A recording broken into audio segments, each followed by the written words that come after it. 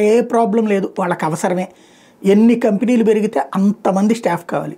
Trump ఏమంటున్నాడో అక్రమంగా రాబాకండి అబ్బాయిలు, అధికారికంగా రండి, H1B వీసాలు తీసుకుని రండి అంటున్నారు. సచ్చినట్టు అక్కడ కంపెనీలకు స్టాఫ్ కావాలన్నప్పుడు H1B వీసా ఇస్తే తద్వారా తగ్గేది కాదు, ఇంకా పెరిగే అవకాశమే ఉంటుంది. నెంబర్ 1. రెండవది, ఇప్పటిదాకా H1B వీసాలు అంటే ఏ సాఫ్ట్వేర్ ఇంజనీర్లో, ఏ డాక్టర్లో, ఇక పైన భవిష్యత్తులో కొత్తగా ఫిట్టర్లు, ఎలక్ట్రీషియన్లు, ఇట్లా ITI పాలిటెక్నిక్ వాళ్ళకు కూడా అవకాశాలు వచ్చే పరిస్థితి ఉంది. ఎందుకంటే తను ఏం చెప్తున్నాడు, అమెరికా ఫస్ట్ అంటున్నాడు, అమెరికా ప్రొడక్షన్ హబ్ అంటున్నాడు. ఇప్పటిదాకా ఏంటి, అమెరికా పెద్ద నష్టపోయింది, లేదా అమెరికా పెద్ద మైనస్ ఏంటయ్యా అంటే దానికి కావలసిన వస్తువులన్నీ చైనాలోనో, బంగ్లాదేశ్లోనో, లేకపోతే ఇంకో దేశంలోనో ఉత్పత్తి చేయించి అక్కడ కొనుక్కుంటాడు. అంటే కంపెనీ అమెరికా వాడిదే, వాడు హెడ్ క్వార్టర్ అమెరికాలో పెట్టుకుంటాడు, పని అంతా చేసేది చైనాలోనూ, లేకపోతే ఆఫ్రికాలోనూ, లేకపోతే ఇండియాలోనో, ఇట్లా వేరే దేశాల్లో బ్రాంచీలు పెట్టి ఇక్కడ ఉత్పత్తి చేపిస్తే, ఎందుకంటే ఇక్కడ తక్కువకి దొరుకుతారు లేబర్. అక్కడ $100 అవసరమయ్యేది ఇక్కడ 10 మంది దొరుకుతారు,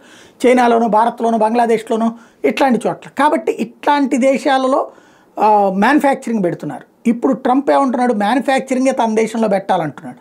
అట్లా ఇప్పుడు మనం అంటున్నాం కదా, ఇండియా ఫస్ట్ అన్నటువంటిది, ఇండియాలోనే మ్యానుఫ్యాక్చరింగ్ కావాలని make in India, made in India అంటున్నాం, PLI అంటున్నాం, పెర్ఫార్మెన్స్ లింక్డ్ ఇన్సెంటివ్ ఇస్తామని చెప్తున్నాం. అట్లాగే ట్రంప్ చెప్తున్నాడు. కాబట్టి ఇప్పుడు ఆయా రంగాల్లో పనిచేసేటటువంటి వాళ్ళు, అంటే మ్యానుఫ్యాక్చరింగ్లో ఫిట్టర్ల దగ్గర నుంచి, ప్లంబర్ల దగ్గర నుంచి అనేక మందికి అవకాశాలు రాబోయే రోజుల్లో ఉన్నాయి. ఇప్పుడే ఇజ్రాయెల్లో మొన్న జరిగినటువంటి యుద్ధం తర్వాత మన వాళ్ళని బోల్డ్ అంతమందిని తీసుకున్నారు, దాదాపు 1,50,000 మంది దాకా. రేపు అమెరికాలో ఇలాంటి వర్గం, ఇప్పటిదాకా చదువుకున్న హైయెస్ట్ ఎడ్యుకేటెడ్ వర్గం వెళ్ళేవాళ్ళు ఇక రాబోయే రోజుల్లో చిన్న చదువులు చదివినటువంటి వాళ్ళకు కూడా పెద్ద అవకాశాలు వచ్చే పరిస్థితి ఉండొచ్చు.